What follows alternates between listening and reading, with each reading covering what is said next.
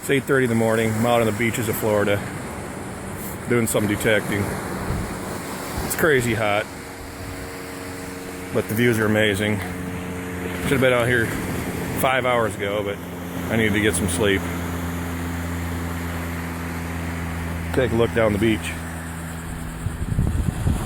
Ocean's almost flat calm. There's one of the treasure boats out diving for treasure on the 1715 fleet. It's crazy hot. Not gonna kid anyone. I feel like I'm melting. So far, after an hour of detecting, I've got 2 scraps of aluminum. Kind of discouraging. Sweating like a banshee.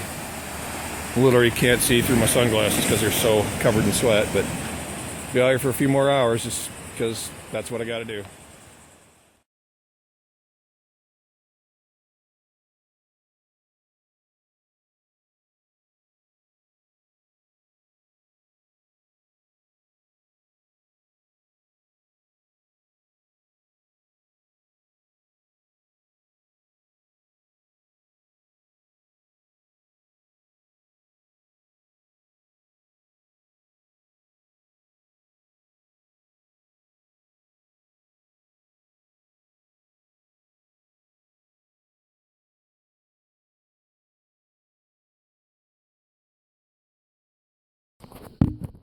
Hey everyone, it's Jeff Libert from the American Digger Magazine's Relic Roundup.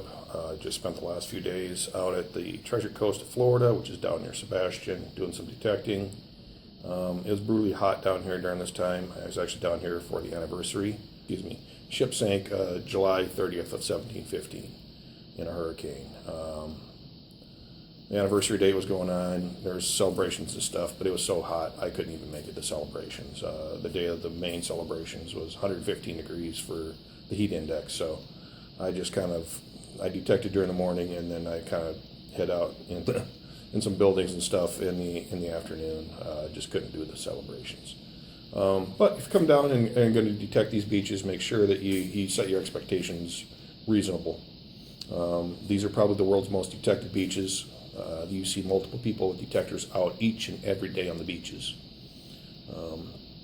And then plus there's the professionals out offshore doing the salvage and recovery of the fleet itself. I was actually invited down by one of the partners of one of the claim holders here, so had some sort of special access, I guess, but nothing too special because I could only detect the beaches just like everyone else. If you're going to come down here, don't expect to, knock the lights out and actually come away with a piece of 1715 fleet treasure unless you are tremendously lucky. You're going to get the standard beach stuff. Let's take a look and see what I have. Standard beach stuff. Pull tabs, lots of pull tabs, even though, these beaches are detected so much, there's still pull tabs and crown caps. This might be my only 1715 fleet piece. It's a big old piece of iron. It's definitely old, heavily rusted. We'll see. Some copper, standard toys and things like that. You're going to get them. Here's my coin finds for the whole trip. Now remember, this is probably 16 to 20 hours worth of detecting time.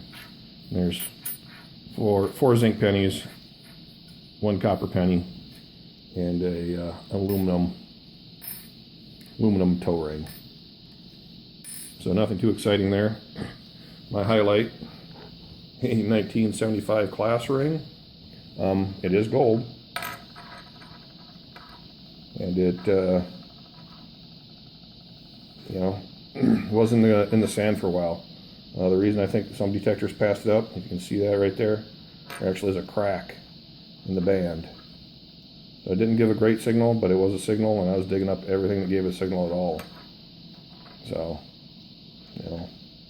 hopefully I'll be able to get the person's initials off of that. They're in there, I believe, and get it back to them. So we'll see. So if you're coming down, make sure you bring some decent tools for the job. Over here is what I was using. I have my CTX 3030. And over here we have a sand scoop, which you use typically on dry sand. It works fine in the dry sand, but once you get out to that white or wet sand, And digging's a little rougher with it.